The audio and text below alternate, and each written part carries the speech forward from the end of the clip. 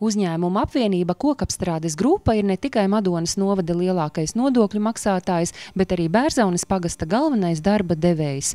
Ceļuji krīt uz savām darba vietām Kokapstrādes grupā mēro ne tikai ap 200 bērzauniešu un apkārtnes iedzīvotāju, bet darbinieki pat no citiem Latvijas reģioniem. Darba pietiek visiem, jo šeit pārstrādā koksni pilnībā, no zāļu materiāla līdz pat mēbeļu sagataviem un citiem augstvērtīgiem materiāliem. Dzīvojam mēs ar bezatlikuma tehnoloģiju, ar to, ka tiek pārstrādāts baļķis absolūti viss, sākot no mizas, skaidrs tiek pārstrādāts kurināmajā, granulās, briketēs. Baļķi tiek sazāģēti saudzētajos materiālos, kas ir vieni no dārgākajiem materiāliem, jo ir bez zaru un bez defektiem, arī bez zaru plāksnes. Plašs profils un savādāk nevar.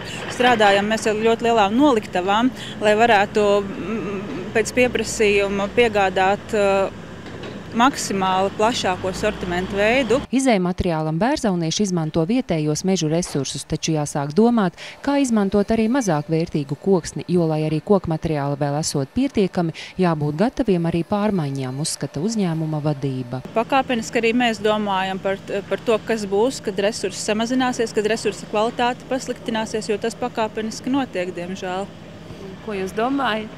Kā izmantot tievāku koksni un sliktākas kvalitātes koksni. Bet koks mums ir tā kā mīļa lieta un nedomājam atteikties no tām. Krīze pārvarēta pateicoties eksportam. Uzņēmēji ir aprēķinājuši, ka Latvijas tirgum viņi strādā vidēji nedēļu gadā. Pārējais nonāk Eiropas patērētājiem. Diemžēl ar vietējo pirktspēju vien uzņēmuma darbību nevarētu nodrošināt. Ja kādreiz brauc ar busiņiem pakaļ brusām vietējās galdniecības, tad tagad brauc ar mazo piekabītu un ņem pāris un varbūt neņem nemaz vairs. Tas ļoti sāpīgi, tas ļoti bēdīgi, protams. Un vēl jau vairāk bēdīgi, tāpēc, ka iepirkumos parādās PVC logi, plasmasas izstrādājumi. Tas galīgi nav ar Latvijas tradīcijām sasaistāms, jo mēs esam pieraduši pie koka izstrādājumiem, koka mēbelēm, koka logiem, bet diemžēl tas tirgus ir pamainījies tā, ka arī tradīcijas tiek laustas. Liels uzņēmums prasa arī lielus ieguldījumus. Piemēram, lai iegūtu nepieciešamās elektrības jaudas no Latvenergo, par saviem līdzekļiem bija jāizbūvē elektropārvades līnija 6 km garumā. Tomēr ik gadu tiek pilnveidotas ražošanas tehnoloģijas.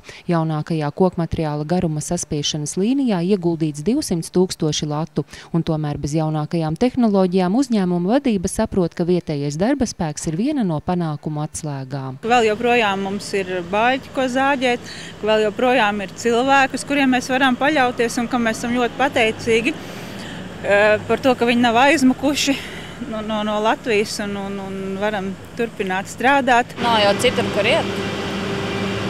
Te jau vienīgā, man liekas, darba vieta. Tāda normāla. Jā, kur laikā ir algas un apstākļi arī tīri tādi labāki nekā citur. Šeit es strādāju gadi 6, varbūt vairāk būs. Ja? Kāpēc es citur neju? Tas man ir tuvāk pie mājas, izdevīgāk, ērtāk. Un es esmu apmierināta, tāpēc es arī nekur nemeklēju citur. Raugoties nākotnē, Bērzaunes kokapstrādātāji paļaujas tikai uz saviem spēkiem un varēšanu un uzskata, ka risks jau pastāv vienmēr, bet riskēt nav jābaidās.